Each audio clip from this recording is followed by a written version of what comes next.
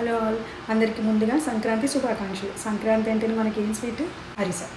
కానీ చాలామంది అరిసెలు చేసుకొని రాని వాళ్ళు ఉంటారు కదా, అప్పుడు వాళ్ళు ఏం తినాలి? నేను మాత్రం ఎప్పుడు అరిసె తినాలనిపించినా ఇంక ఇలాగ రాగి, బెల్లము, కొంచెం నువ్వులు వేసుకొని రాగి బూరెల్లాగా నాకైతే అరిసెల్లాగే ఉంటుందన్నమాట.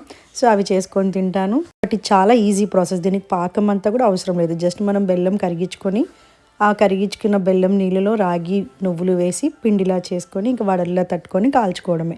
ఇది చాలా సింపుల్.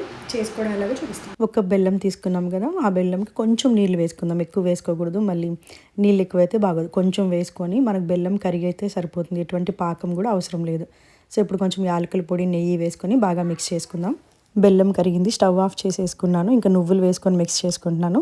తర్వాత రాగి పిండి వేస్తాను. రాగి పిండి వేసి చూడండి, ఇలా కొంచెం మనకి చపాతీ ముద్దలా రావాలి. కాకపోతే కొంచెం ఇది సాఫ్ట్గా ఉండాలన్నమాట కదా. కొంచెం చల్లారనిద్దాం, ఒక 15 మినిట్స్ అలా పక్కన పెట్టేసి తర్వాత మనం వడలు ఎలాగైతే పేపర్ షీట్ తీసుకొని లైక్ నీళ్ళు అద్దుకుంటూ వడలు తట్టుకుంటామో సేమ్ అలాగే చేసుకోవాలి. చూడండి, కొంచెం ముద్ద తీసుకున్నాను. పక్కన వాటర్ కూడా పెట్టినాను. ఒకవేళ నాకు మరీ పిండి డ్రై అనిపించినా, కొంచెం క్రాక్స్ అనిపించినా అలా వాటర్తో ఇలా అద్దుకుంటాను అనమాట. చూడండి, నూనె కాగుతుంది. మనకి ఇక్కడ నూనె మరీ ఎక్కువ వేడి ఉండకూడదు. ఇంకా బూరెలన్నీ డీప్ ఫ్రై చేసేసుకున్నాను. మా చిన్నోడి వల్ల నాకు వీడియో తీయడం కుదరలేదు చేసేటప్పుడు. ఇదిగోండి, మన బూరెలన్నీ రెడీ. నాలా అరిసె రాని వాళ్ళు ఉంటారు కదా, వాళ్ళ కోసం ఈ రాగి బూరెలు. Thank you for watching.